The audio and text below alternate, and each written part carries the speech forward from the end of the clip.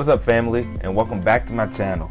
Today I'm going to be showing you how to make some delicious no-bake chocolate peanut butter bars. For the ingredients, you will need 1 cup of honey, 1 cup of peanut butter, 3 cups of old-fashioned oats, and 300 grams of dark chocolate.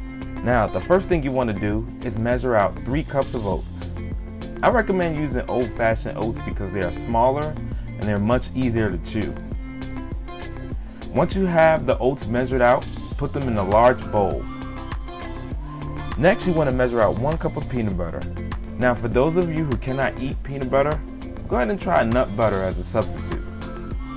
After you get your measurements, a trick I like to do for my peanut butter to soften it up is to put it in the microwave for about 30 seconds. After your peanut butter is melted, go ahead and add it to a bowl. Now you can measure out a 1/2 cup of honey.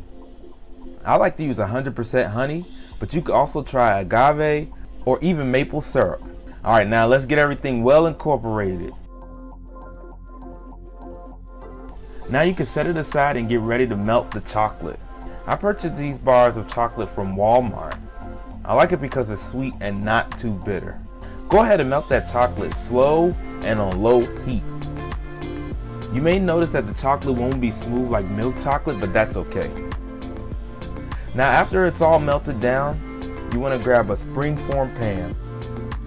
Before you bring your mixture over, line your pan with parchment paper. Now add your mixture and try to even it out as best as possible. Now that's done.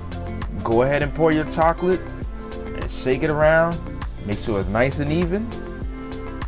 And then put your pan in the freezer for 1 to 2 hours. And there you have it. And be sure to subscribe to the channel. And if you like the video, be sure to give it a thumbs up. And don't forget to click on that notification bell so you can be notified every time I upload a video. Until next time, stay happy and healthy.